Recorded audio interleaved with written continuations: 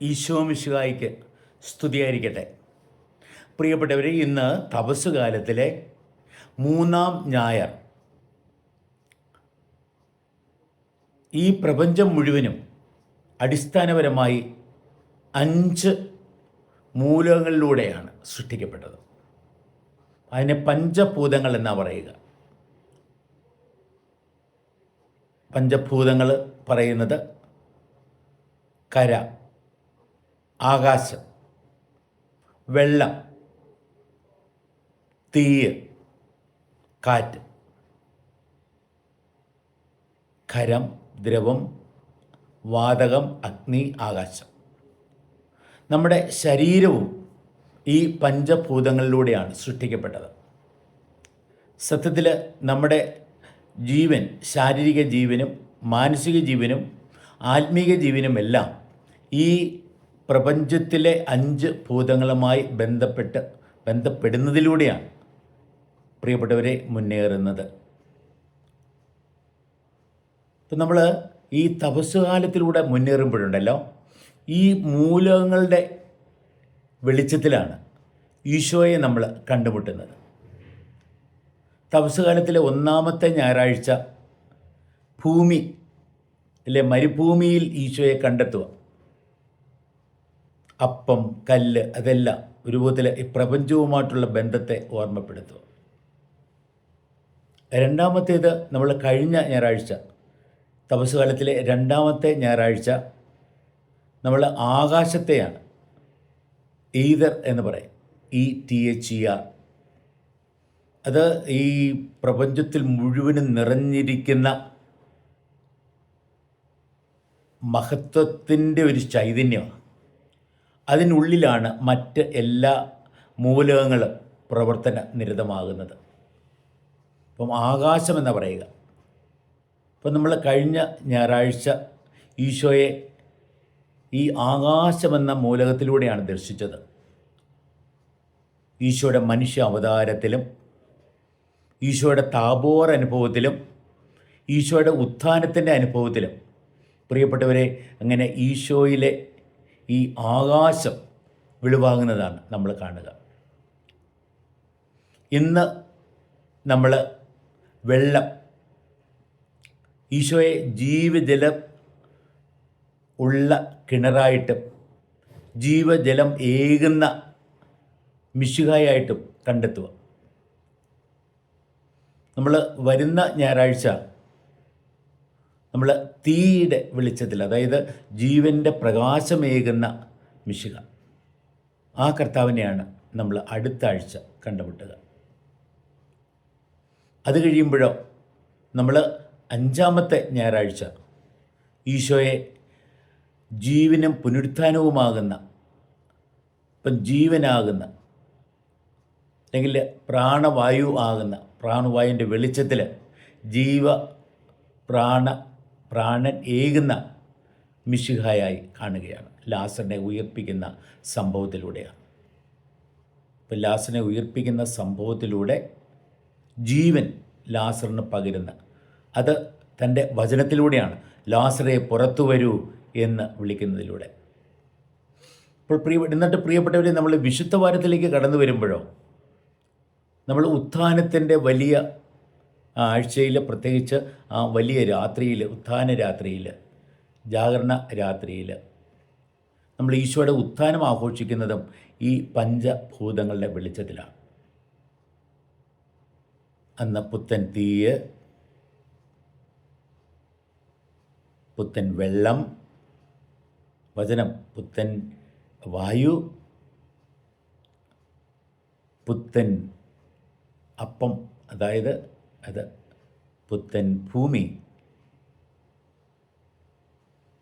ഇപ്പം ഈ രീതിയിൽ നമ്മൾ പഞ്ചഭൂതങ്ങളിലൂടെ ഈശോയെ നമ്മുടെ ജീവിതത്തിൻ്റെ ആധാരമായി കണ്ടെത്തുന്ന അനുഭവമാണ്.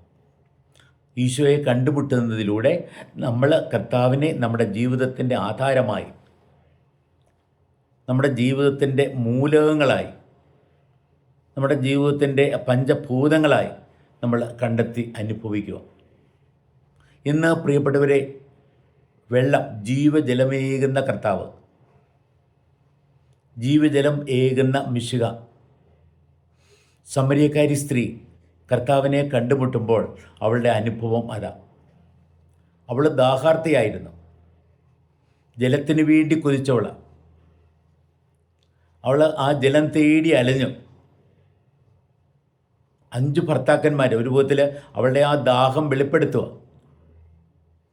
മനുഷ്യർക്ക് വേണ്ടിയുള്ള ദാഹം എന്ന് പറയാം, സ്നേഹത്തിന് വേണ്ടിയുള്ള ദാഹം എന്ന് പറയാം. പക്ഷെ കർത്താവ് പറഞ്ഞു, ഈ വെള്ളം കുടിച്ചാൽ നിനക്ക് വീണ്ടും ദാഹിക്കും. ഞാൻ തരുന്ന വെള്ളം കുടിക്കുമ്പോഴോ അത് നിന്നിൽ നിന്ന് ജീവജലത്തിൻ്റെ ഉറവയായി മാറുമെന്ന് പറയാം. നിത്യജീവനേകുന്ന, പ്രിയപ്പെട്ടവരുടെ നിത്യജീവനേകുന്ന ആ ജീവജലം ഏകുന്ന കർത്താവിനെയാണ് ഇന്നത്തെ സുവിശേഷത്തിൽ നമ്മൾ കണ്ടുമുട്ടുക.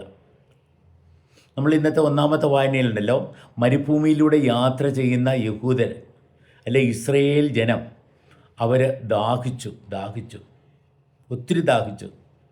അവർ പെറുപെടുത്തു, ദൈവത്തിനെതിരെയും മോശയ്ക്കെതിരെയും ഒക്കെ അവർ പെറുപെടുത്തു. ദൈവം അവരുടെ നിലവിളി കേട്ട് മോശയോട് പറഞ്ഞു, ആ പാറയെ നീ അടിക്കുക എന്ന് പറഞ്ഞു.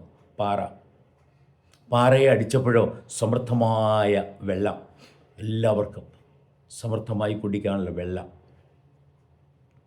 ആ അനുഭവമാണ് മരുഭൂമിയിൽ പാറയിൽ നിന്ന് ദൈവം ജലത്തെ ഉൽപ്പാദിപ്പിച്ചതിൻ്റെ ആ അനുഭവ കഥയാണ് ഒന്നാമത്തെ വായനയിൽ വായിച്ചു കേട്ടത്.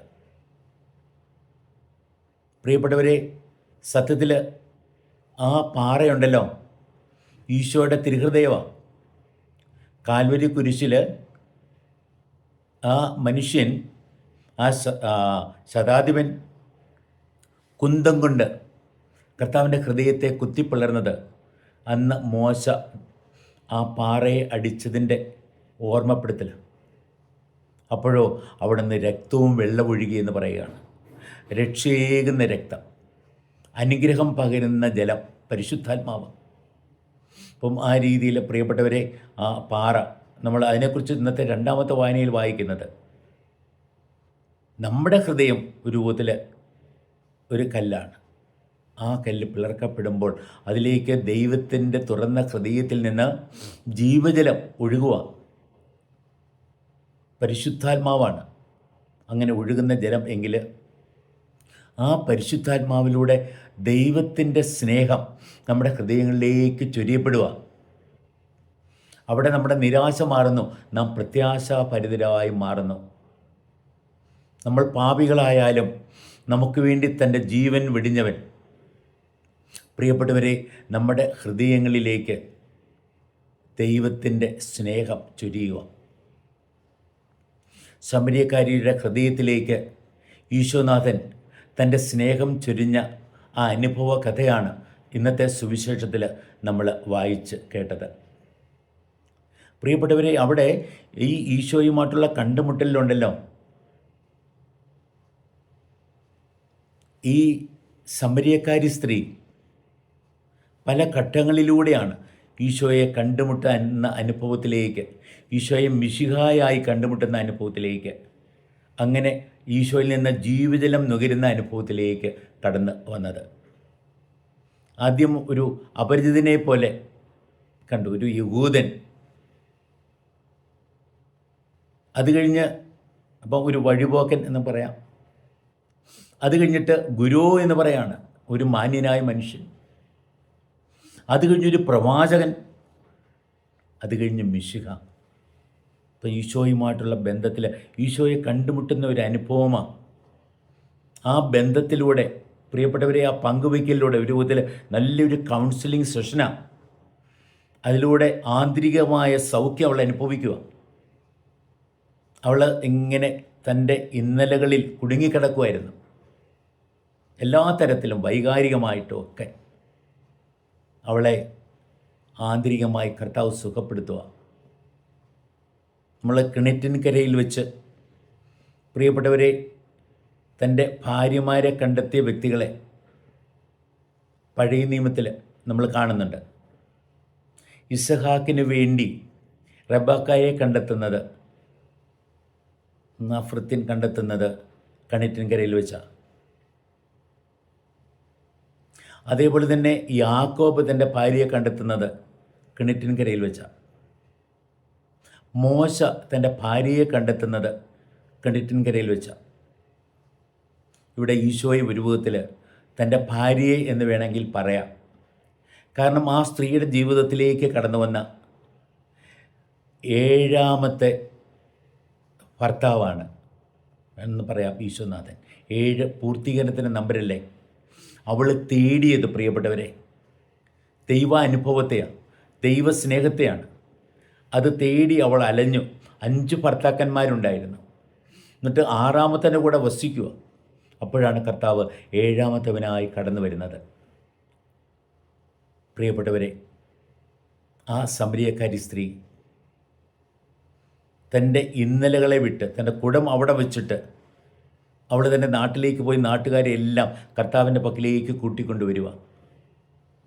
ഒരു വിധത്തിൽ ക്രൈസ്തവരുടെ നല്ലൊരു പ്രതീകമാണ് ഈ സമരിയക്കാരി സ്ത്രീ. അന്യമതത്തിൽപ്പെട്ടവൾ, പാപിനിയായിരുന്നവൾ, മറ്റുള്ളവരാൽ ത്യജിക്കപ്പെട്ടവൾ. സാധാരണ സ്ത്രീകൾ വൈകുന്നേരം ഒരുമിച്ച് വെള്ളം കോരാൻ വരുന്ന, അല്ലേ രാവിലെ.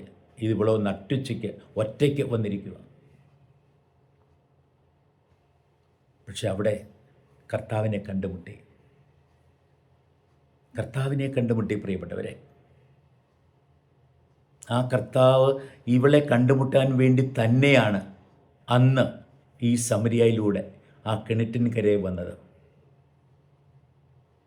നമ്മൾ വായിക്കുന്നില്ലേ, ആ ഒരു പിശാച് ബാധിതൻ ദെക്കാപ്പൊളിസിലെ, അവന് വേണ്ടി മാത്രമായിട്ട് കർത്താവ് കടൽ താണ്ടി അവൻ്റെ അടുത്തെത്തുക. അതുപോലെ ഇവിടെയും. പക്ഷെ ആ ഒരുവളെ നേടിയതിലൂടെ കർത്താവ് ആ നാട്ടുകാരെ മൊത്തം നേടുക. മത്തായിയെ നേടിയതിലൂടെ മത്തായിയുടെ കൂട്ടുകാരെ എല്ലാം നേടുക. പ്രിയപ്പെട്ടവരെ, നമ്മൾ ഇന്ന് പ്രധാനമായും പഠിക്കേണ്ടത്, നമുക്ക് നമ്മുടെ ജീവിതത്തിൻ്റെ ആധാരമായി കർത്താവ് ജീവജലമേകുന്ന കിണറായി, അല്ലെ ജീവജലമേകുന്ന മിശിഹായായി നമ്മൾ കർത്താവിനെ കണ്ടുമുട്ടണം, അവനെ അനുഭവിക്കണം, അവനിലൂടെ ദൈവസ്നേഹം നുകരണം, ദൈവത്തിൻ്റെ അംഗീകാരം സ്വീകരിക്കണം, ദൈവത്തിൻ്റെ രക്ഷയിലേക്ക് കടന്നു വന്ന ജീവിത പരിവർത്തനത്തിലേക്ക് നമുക്ക് കടന്നു വരാനായിട്ട് സാധിക്കണം. എന്നാൽ അവിടം കൊണ്ട് തീരുന്നില്ല. നമ്മൾ കർത്താവിലൂടെ വരുന്ന രക്ഷ അനുഭവിച്ചാൽ പോരാ, ആ രക്ഷയിലേക്ക് മറ്റുള്ളവരെ കൂട്ടിക്കൊണ്ടുവരണം. കർത്താവിൻ്റെ പക്കലേക്ക് അവൾ തന്നെ നാട്ടുകാരെയും കൂട്ടുകാരെയും എല്ലാം കൂട്ടിക്കൊണ്ടുവന്നതുപോലെ അവർക്കൊക്കെ കർത്താവിനെ കണ്ടുമുട്ടാൻ സാധിച്ചു. ഇന്ന് പ്രിയപ്പെട്ടവരെ, നമ്മൾ ഈ ബലിയിൽ പങ്കുചേരുമ്പോൾ ജീവജലമേകുന്ന ജീവജലം, പ്രിയപ്പെട്ടവരെ, അനുഗ്രഹത്തിൻ്റെ പ്രതീകമാണ്, രക്ഷയുടെ പ്രതീകമാണ്, സ്നേഹത്തിൻ്റെ പ്രതീകമാണ്, സമാധാനത്തിൻ്റെ പ്രതീകമാണ്, സൗഖ്യത്തിൻ്റെ പ്രതീകമാണ്. നമുക്ക് കർത്താവിനെ കണ്ടുമുട്ടാം. എന്നിട്ടോ ആ സമരിയക്കാരി സ്ത്രീയെപ്പോലെ നമ്മുടെ ജീവിതത്തിലെ വ്യക്തികളെയൊക്കെ കർത്താവിനെ തേടിക്കൊണ്ടിരിക്കുക. അവരെയൊക്കെ കർത്താവിൻ്റെ പക്കലേക്ക് നമുക്ക് കൂട്ടിക്കൊണ്ടുവരാം. കർത്താവിന് സാക്ഷ്യം വഹിക്കാം, അവൻ എന്നെ രക്ഷിച്ചു, ആ രക്ഷ നിങ്ങൾക്കും അനുഭവിക്കാനാവും എന്ന് പറഞ്ഞ് മറ്റുള്ളവരെയെല്ലാം നമുക്ക് കർത്താവിൻ്റെ പക്കലേക്ക് ക്ഷണിക്കാം. ദൈവം നമ്മെ അനുഗ്രഹിക്കട്ടെ. സമരിയക്കാരി സ്ത്രീ നമുക്ക് വലിയൊരു പ്രതീകമായി മാറട്ടെ, നല്ലൊരു മാതൃകയായി മാറട്ടെ. ദൈവം നമ്മെ അനുഗ്രഹിക്കട്ടെ. ആമേൻ.